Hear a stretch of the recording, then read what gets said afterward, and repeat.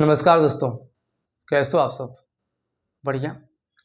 Okay दोस्तों, सबसे पहले तो आप सभी लोगों का YST में स्वागत है। दोस्तों, आज के हम इस वीडियो में मैथ की एक नई सीरीज में बातचीत करने लग रहे हैं गुणनखंड के बारे में। दोस्तों, गुणनखंड जिसका एक नाम अपवर्तक भी होता है, इसे इंग्लिश में बोला जाता है फैक्टर। दोस्तों, ये क्या होता है, आइए हम इसे समझते हैं। सबसे पहले दोस्तों, डेफिनेशन की अगर बात करें तो बोला कि कोई संख्या जिन संख्याओं से पूर्णतः विभाज्य होती है यानी डिविजिबल होती है, वे सभी संख्याएं उस संख्या के गुणनखंड कहलाती हैं। दोस्तों, प्रैक्टिकली समझते हैं। जैसे अगर आपसे पूछा जाए एग्जाम्पल के माध्यम से समझते हैं, जैसे 10 का अपवर्तक बताइए, गुणनखंड बताइए, तो 10 जिन जिन संख्याओं से दोस्तों कट जाएगा, जिन जिन संख्याओं से डिविजल हो जाएगा, पूर्णतः कंप्लीटली अगर कट जाएगा तो दोस्तों वे सभी संख्याएं इसका गुणनखंड होंगी। जैसे दोस्तों 10 की अगर बात करें, जैसा कि दोस्तों आपको पता होगा प्रत्येक संख्या 1 से कट जाती है।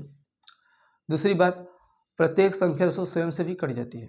तो दोस्तों किसी संख्या का दो गुणनखंड तो फिक्स होता है, पहला 1 और दूसरा गुणनखंड वह संख्या खुद होती है।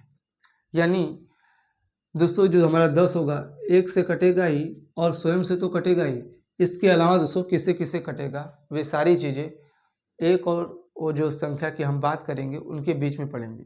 जैसे अगर 10 की बात करें तो दोस्तों 1 से तो कटेगा 10, है ना, पूरी तरह से दोस्तों कट गया, कुछ नहीं बचा, ठीक है, 10 बार में कट गया।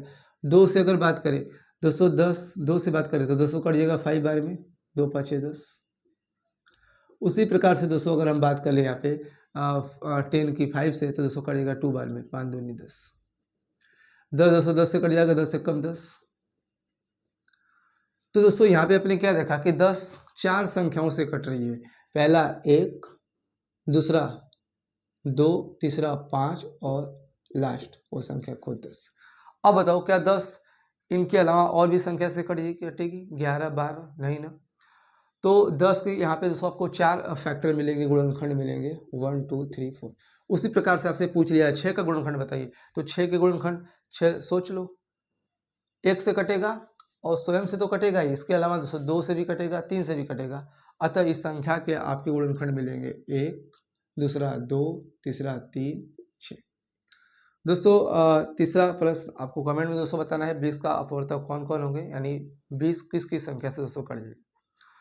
उसके बाद दोस्तों हम बातचीत कर ले गुणनखंड से संबंधित कुछ नोट पॉइंट की। यहाँ पे दोस्तों हमने 3 नोट्स यहाँ पे दोस्तों समझो। सबसे पहला चीज, सभी संख्याओं का गुणनखंड दोस्तों सीमित होता है, लिमिटेड होता है। ऐसा नहीं किसी संख्या का गुणनखंड अनंत होगा, ऐसा नहीं है। हर संख्या का गुणनखंड एक फिक्स होता है। जैसा कि आपने देखा 10 का गुणनखंड 4 ही होता है, 6 का गुणनखंड 4 होता है, 20 का गुणनखंड भी दोस्तों आप गिन पाओगे, दोस्तों चेक करना कितना होगा।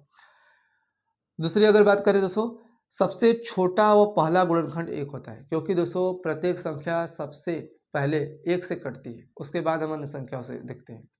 तो किसी संख्या का सबसे पहला गुणनखंड और सबसे छोटा गुणनखंड दोस्तों 1 होता है। और तीसरे पॉइंट की बात करें तो सबसे बड़ा व अंतिम गुणनखंड वह संख्या दोस्तों स्वयं होती है। अगर आप किसी भी संख्या के गुणनखंड की बात कर लोगे तो सबसे अंतिम यानी लास्ट गुणनखंड वह संख्या खुद होती है। जैसे मैं कह दूं आपसे कि 100 का गुणनखंड बताओ, तो 100 का गुणनखंड में अगर हम बात करेंगे तो अगर मैं आपसे पूछूं पहला गुणनखंड तो 1 होगा, सबसे लास्ट गुणनखंड वह संख्या दोस्तों खुद होगी 100, जो खुद 100 से कट जाएगी। तो कहने का मतलब दोस्तों आपने देखा कि जो संख्या का गुणनखंड होता है वो फिक्स होता है, पहला गुणनखंड 1 और अंतिम गुणनखंड वो संख्या स्वयं होती है। दोस्तों इसी प्रकार से आपसे हम इसी तरह के दोस्तों मैथ के नेक्स्ट वीडियो में मिलेंगे। दोस्तों आज के लिए बस इतना ही, मिलते हैं दोस्तों आपसे नेक्स्ट वीडियो में।